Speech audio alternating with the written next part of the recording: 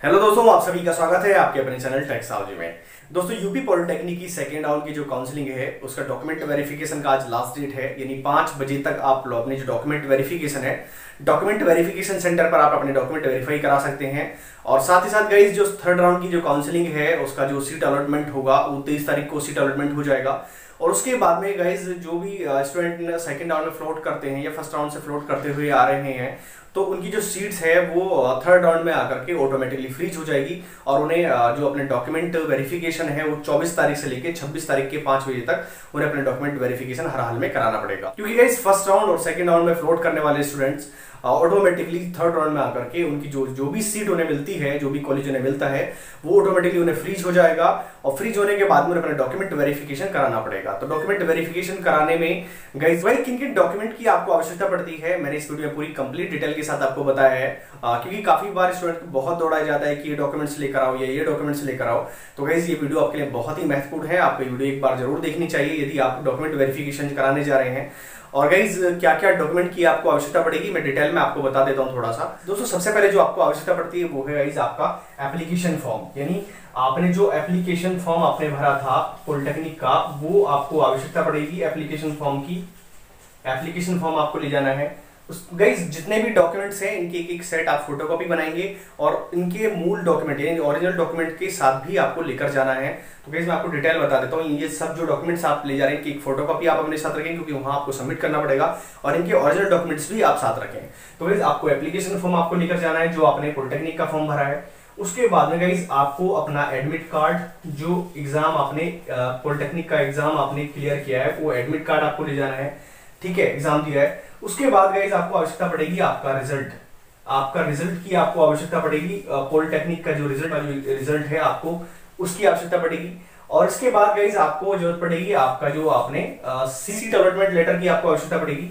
जो भी सीट आपको अलॉट हुई है वो लेटर आपको लेकर जाना है। इसके बाद गाइज आपको ले जाना है आपका जो फ्रीज आपने किया है वो लेटर है, फ्रीज लेटर आपको लेकर जाना है। फ्रीजिंग लेटर जो आपका है वो लेकर आपको जाना है। गाइस एप्लीकेशन फॉर्म हुआ, एडमिट कार्ड हुआ, रिजल्ट जो आपका जी कप वाला रिजल्ट है पॉलिटेक्निक का रिजल्ट है वो लेकर आपको जाना है। सीट अलॉटमेंट लेटर आपको लेकर जाना है। फ्रीज आपने किया है कॉलेज तो वो लेटर आपको निकालना है। ये डॉक्यूमेंट्स की आपको आवश्यकता पड़ेगी गाइस। इसके बाद में गाइस आपको एक डॉक्यूमेंट्स जो डॉक्यूमेंट की आपको आवश्यकता पड़ने वाली है आपके, मान लीजिए एजुकेशन से रिलेटेड आपके जो डॉक्यूमेंट्स हैं उनके बारे में बता देता हूँ। गाइस मान लीजिए आपने ग्रुप ए के लिए अप्लाई किया है और ग्रुप ए के लिए 10th मिनिमम आपसे मांगी जाती है। तो गाइस ऐसी स्थिति में गाइस आपको 10th की मार्कशीट आपको लेकर जानी है। 10th की मार्कशीट आप लेकर जाएंगे, इनकी फोटोस्टेट और ओरिजिनल साथ ही लेकर जाना, सब एक सेट आपको। ठीक है, 10th की मार्कशीट आपको लेकर आनी है। इसका गाइस साथ ही साथ आपको इसका सत्यापन निकालना है। जो वेबसाइट है इनकी वहां से आप इनका वेरिफिकेशन निकालेंगे। 10th की मार्कशीट और उसका वेरिफिकेशन आपको निकालना है। इसी तरीके से यदि आप मान लीजिए के ग्रुप के लिए आपने अप्लाई किया और आपकी जो क्वालिफिकेशन है 12th है तो गाइस आपको 12th भी आपको लेकर जानी है। 12th की मार्कशीट आपको लेकर जानी है। 12th की मार्कशीट आप लेकर जाएंगे और साथ ही साथ गाइस इसका वेरिफिकेशन भी आप निकालेंगे। ये वेरिफिकेशन भी आप उसके साथ लेकर जाएंगे। तो गाइस ये 10th 12th जो भी आपने क्वालिफिकेशन है आपकी, आपको सब डॉक्यूमेंट्स लेकर जाने हैं ओरिजिनल और उनका वेरिफिकेशन भी आपको 10th और 12th का वेरिफिकेशन आपको निकालना है। इसी तरीके से गाइस मान लीजिए कोई ग्रेजुएशन से किसी स्टूडेंट अप्लाई किया है तो गाइस ग्रेजुएशन का उसका डॉक्यूमेंट उसके पास मूल डॉक्यूमेंट्स होने चाहिए। फाइनल तक का डॉक्यूमेंट एटलीस्ट होना जरूर चाहिए।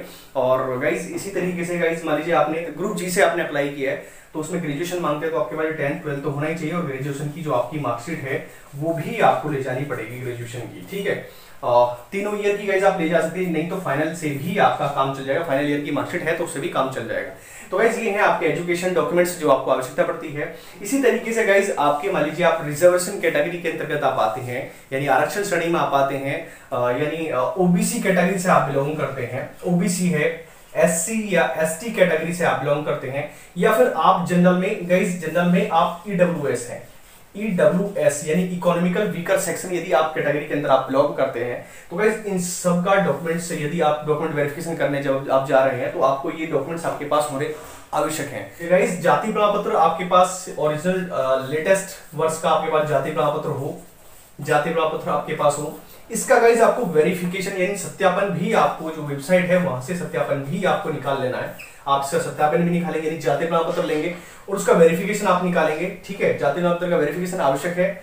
और इसी तरीके से गाइस आपको मूल निवास भी आपको आवश्यकता पड़ेगी। आपको अपना मूल निवास लेकर जाना है, मूल निवास आप लेकर जाएंगे और उसका गाइस साथ ही साथ उसका सत्यापन भी आपको लेकर जाना है। और गाइस ये जो डॉक्यूमेंट्स हैं ये जाति प्राप्त नहीं, ओरिजिनल मांगे जाते हैं, तो इसलिए कोशिश करिए कि आपके पास ओरिजिनल होने चाहिए। यदि आपके पास at the time of document verification ये डॉक्यूमेंट्स नहीं है, पुराने हैं, तो गाइस पुराने भी लेकर आप जा सकते हैं। तो गाइस ये आपके पास डॉक्यूमेंट्स ये होने चाहिए। और इसी तरीके से गाइस यदि आप जनरल में ईडब्ल्यूएस कैटेगरी से, तो गाइस आपको ईडब्ल्यूएस का सर्टिफिकेट आपको दिखाना पड़ेगा, वो आपको लेकर जाना है। तो गाइस ये सब डॉक्यूमेंट्स की आपको आवश्यकता पड़ती है। इसी तरीके से गाइस अब मान लीजिए कोई सब कैटेगरी के अंतर्गत आता है, मतलब ओबीसी के अंदर, वो गाइस उनकी सब कैटेगरी है, फिजिकली हैंडीकैप कोई स्टूडेंट है, या फिर गाइस एमएम यानी मिलिट्री पर्सनल कोई स्टूडेंट है, ठीक है, उससे बिलोंग करता है, या फिर गाइस कोई स्टूडेंट है फ्रीडम फाइटर्स से बिलोंग करता है। तो इन सब कैटेगरी के अंतर्गत यदि कोई स्टूडेंट बिलोंग करता है तो गाइस ऐसी स्थिति में गाइस उन्हें अपना जो सर्टिफिकेट है गाइस ये भी आपको लेकर जाना पड़ता है। तो गाइस ये ऑल डॉक्यूमेंट्स आपको लेकर जाने, यानी इन सब का आपके पास मूल कॉपी होनी चाहिए और एक साइड आपके पास फोटोकॉपी होना आवश्यक है। एप्लीकेशन फॉर्म है, एडमिट कार्ड है, रिजल्ट है आपका, सीट अलॉटमेंट लेटर आपके पास होना चाहिए, फ्रीज लेटर आपके पास होना चाहिए। और गाइस इसी तरीके से गाइस आपके पास 10th की मार्कशीट और उसका सत्यापन होना चाहिए। और यदि आपने 12th की है तो 12th की मार्कशीट और आपके पास उसका वेरिफिकेशन आपको निकालना पड़ेगा। और यदि आप ग्रेजुएशन से आप अप्लाई कर रहे हैं तो ग्रेजुएशन की मार्कशीट आपको आवश्यकता पड़ेगी। और गाइस अभी रिजर्वेशन कैटेगरी के अंदर यदि आप आते हैं तो रिजर्वेशन कैटेगरी में गाइस आपके पास जाति प्रमाण पत्र होना चाहिए और उसका सत्यापन आपके पास होना आवश्यक है, मूल निवास आपके पास होना चाहिए और सत्यापन भी आपके पास होना चाहिए।